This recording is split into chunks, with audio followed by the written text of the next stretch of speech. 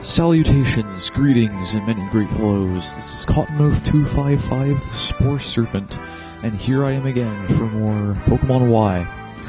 Now, it's been a very short amount of time since I last recorded. That's because we actually had a snow day today, no school, so I was able to take this opportunity to do a little bit more recording before we go back. So I did what I wanted while I was away. I found the item I wanted to in Glittering Cave by smashing rocks. It took a little bit of time, actually. I wasn't nearly as lucky as I was in one of my previous playthroughs of this game. As far as my Pokemon are concerned, I didn't catch any new ones, but I did manage to get every one of my Pokemon up to level 25, so that'll save me a lot of grinding, especially because we're gonna get a new team member right about now. We just gotta head to the Fossil Lab.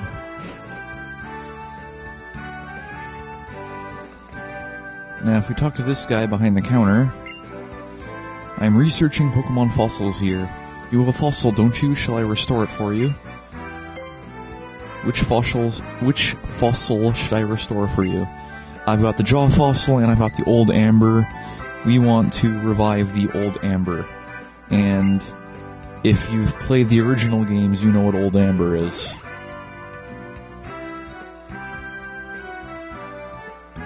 I restored the fossil that you gave me, turning it back into a Pokemon. This is Aerodactyl. Please take good care of it. And we got an Aerodactyl. And of course we're going to give this guy a nickname. Let's see. It's a male. So let's call him... I've already got a pretty good name set up for him. We're going to name him Rinkus. Yeah, it's a reference. One I'm not going to tell you about. So yeah, he's going to be our new member of our team. So we're going to swap him into the front. And because everyone else is level 25, we'll use them equally, basically. I'll be using Finn a lot more. I won't be using Finch because Rinkus is Finch's replacement, as cruel as that sounds. But we no longer have to do anything here in Ambret. Oh, no, we have to do one more thing. I forgot something in the Fossil Lab. This is the last bit I want to do before we leave Ambret Town and go on to the next city. I hear I have you two to thank for my assistant's return. Thank you very much. Take this as my thanks. And we got the Aerodactylite. I had completely forgotten that we also found that when we were digging up fossils. By the way, did you know the Pokemon Aerodactyl can be restored from Old Amber? Yeah, old news. We did that a bit ago. Oh look, there's another fossil up there.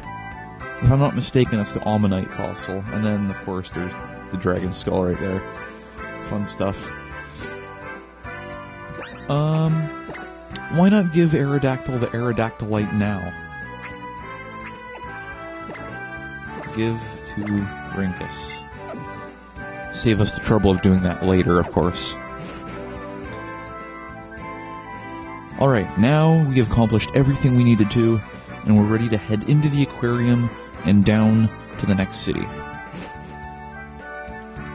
I do like the aquarium, but you can't actually examine any of the displays. Pokemon on the far side of the glass. All they see every day is the strange faces of the humans who have come to see them. When you put it that way, it does sound a little sad.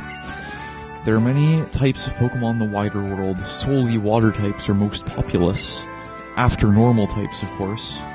I believe that is true. I think normal and water types are the most abundant in the Pokemon series.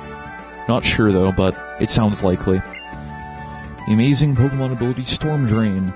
Not only does it draw all water-type moves to a Pokemon, it even raises their special attack.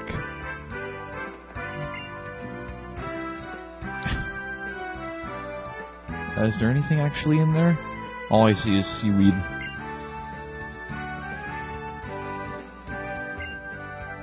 Do you think there are still Pokemon that have never been seen down there? deep, deep in the depths of the sea? Oh, most definitely.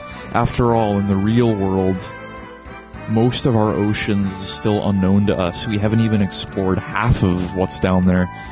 I mean, we know more about space than we know about what's happening in the watery depths of the world. So yeah, Route 8 continues on out that door yet. I messed up that sentence, I know that. A wandering young trainer, are you? Let me guess, you wish to fish for all the Pokemon in the sea, right? Oh, yeah, sure, you hit the nail right on the head there. And you got an old rod. Just like in the old games, you can use that old rod to catch weak fish Pokemon. Like Magikarp, for instance. That one's infamous. Alright, back to Route 8. The lower part of Route 8, that is. We already explored the upper part. And I believe there's an item we can get down here. Just go across the beach. Back in Ambrette Town. Yep, all the way down here. We can get a pearl. Isn't that just nifty? Alright, back to Route 8.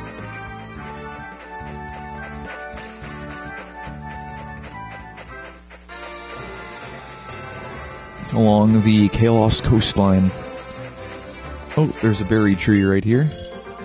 Odd place for a tree to be growing, though. Don't think sand is a very good place for plants to grow. That's the dosing machine for you. With this I can find items I can't see with no trouble at all. Yes, the dosing machine. This is probably the most useful key item in the entire game, besides the experience share. In fact, I'm going to go into my bag right now and set the dosing machine to register. Now, by pressing the Y button, we're able to use the dosing machine. Now, it works a little bit differently than it does in the older games. Basically, when you're somewhat near an item, the beams of light will become blue. When you're nearer to an item, they'll turn green. And when you're literally one step away, they'll turn bright yellow, which you can't really see at the moment.